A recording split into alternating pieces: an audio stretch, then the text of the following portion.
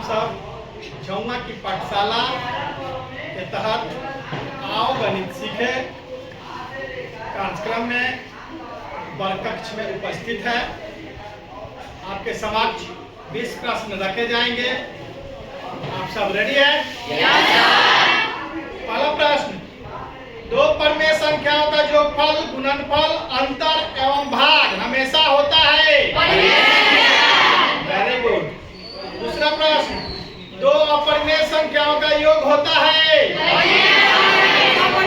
Very good, यानी परिमेय एवं अपरिमेय दोनों होता है। दो अपरिमेय संख्याओं का योग परिमेय एवं अपरिमेय दोनों होता है। तीसरा प्रश्न, दो अपरिमेय संख्याओं का अंतर होता है। वेरी गुड, दो अपरिमेय संख्याओं का अंतर परिमेय एवं अपरिमेय दोनों होता है। चौथा प्रश्न, दो अपरिमेय संख्याओं का गुणनफल होता है। वेरी गुड, परिमेय एवं अपरिमेय दोनों होता है। पांचवा प्रश्न, परिमेय संख्या एवं अपरिमेय संख्या का योग होता है। वेरी गुड, एक परिमेय हो और एक अपरिमेय हो, दोनों का योग ज्ञात करेंगे तो हमेशा अपरिमेय हो। छठा प्रश्न, रैखिक बहुपद में चर का अधिकतम घात होता है। वेरी गुड, एक घातीय बहुपद में चर का अधिकतम घात 1 होता है। सातवां प्रश्न, द्विघात बहुपद में चर का अधिकतम घात होता है। Very good, quadratic polynomials that means कि द्विघात बहुपद में चर का अधिकतम घात 2 होता है। साथ ही साथ जान लीजिए कि जितना डिग्री का कोई बहुपद होगा उतना ही उसका शून्यक होगा, उतना ही उसका हल होगा। आठवां प्रश्न, बहुपद किसे कहते हैं? वेरी गुड, यानी बहुपद को अंग्रेजी में पॉलिनोमियल कहते हैं। परिभाषा है तो ऐसा बीजीय व्यंजक जिसमें चर का घात एक पूर्ण संख्या हो। पूर्ण संख्या कहने का मतलब हुआ 0, 1, 2, 3, 4, 5 इस तरह बढ़ते जाएंगे, वो घात के रूप में होना चाहिए। चर का घात निगेटिव नहीं होना चाहिए, रूट में नहीं होना चाहिए, भिन्न में नहीं होना चाहिए, पूर्ण संख्या होना चाहिए। नौवां प्रश्न, दो पद वाले बहुपद कहलाते हैं। वेरी गुड, यानी दो पद यानी कि बाइनोमियल, तो जिसमें दो पद होते हैं द्विपदी बहुपद कहलाते हैं। 10वां प्रश्न बहुत ही शानदार, बीजगणित का आविष्कार किसने किया था?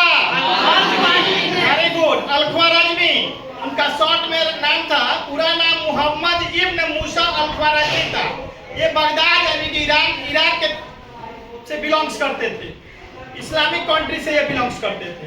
याद रखेंगे आप कि बीजगणित का पिता या बीजगणित का आविष्कार अल-ख्वारिज़मी ने किया था। 11वां प्रश्न, आयत में कितने विकर्ण होते हैं? वेरी गुड, आयत को अंग्रेजी में रेक्टेंगल कहते हैं और विकर्ण को अंग्रेजी में डायगोनल कहते हैं। आयत में 2 विकर्ण होते हैं। त्रिभुज के तीनों कोनों का योग होता है। वेरी गुड, त्रिभुज के तीनों कोनों का योग 180 डिग्री होता है। 13वां प्रश्न, चतुर्भुज के चारों कोनों का योग होता है। वेरी गुड, चतुर्भुज के चारों कोनों का योग 360 डिग्री होता है। 14वां प्रश्न, समबाहु त्रिभुज के प्रत्येक कोण होता है। वेरी गुड, समबाहु त्रिभुज को इंग्लिश में इक्विलैटरल ट्रायंगल कहते हैं। ऐसा त्रिभुज जिसकी सभी भुजाएं आपस में बराबर हो समबाहु त्रिभुज कहलाता है। जब सभी भुजाएं आपस में बराबर होगी तो जाहिर सी बात है कोण भी बराबर होंगे। इस तरह समबाहु त्रिभुज के प्रत्येक कोण 60 डिग्री हुए। 15वां प्रश्न, समकोण त्रिभुज में सबसे बड़ी भुजा होती है। वेरी गुड, समकोण त्रिभुज में सबसे बड़ी भुजा का नाम कर्ण है, अंग्रेजी में हाइपोटेनस कहते हैं। बड़े कोण की भुजा हमेशा बड़ी होती है, इस प्रकार कर्ण जो है समकोण त्रिभुज में सबसे बड़ी भुजा है। 16वां प्रश्न, वर्ग के चारों कोनों का योग होता है। वेरी गुड, वर्ग को अंग्रेजी में स्क्वायर कहते हैं। प्रत्येक कोण इसका 90 डिग्री होता है, तो वर्ग में 4 कोण हुए, इस प्रकार योगफल 360 डिग्री हुआ। 17वां प्रश्न, किसी एक बिंदु से कितनी रेखाएं खींची जा सकती हैं? वेरी गुड, अनगिनत रेखाएं खींची जा सकती हैं। 18वां प्रश्न, दो बिंदुओं से होकर कितनी रेखाएं खींची जा सकती है? एक और केवल एक। वेरी गुड, किसी बहुपद का घात होता है पूर्ण संख्या। वेरी गुड, किसी भी बहुपद का घात पूर्ण संख्या होता है। 20वां प्रश्न, प्रथम 5 प्राकृत संख्या का औसत बताना है। वेरी गुड, औसत का मतलब होता है बाद माध्य को अंग्रेजी में मीन कहते हैं, औसत को अंग्रेजी में एवरेज कहते हैं। दोनों सिमिलर है। जब माध्य निकालते हैं या औसत निकालते हैं तो जितना भी संख्या है उसको जोड़ ज्ञात कर लेते हैं, फिर उसके वास्तविक संख्या से भाग देते हैं। जितना नंबर कहा जाए उससे भाग दिया जाता है। 1 + 1 + 2 + 3 + 4 + 5 जोड़ेंगे तो 15 आएगा। 15 में 5, क्योंकि प्रश्न में 5 प्राकृत संख्या को कहा गया है, तो 15 में 5 से भाग देंगे तो 5 आई 15। इस प्रकार प्रथम 5 प्राकृत संख्याओं का माध्य या औसत 3 होता है।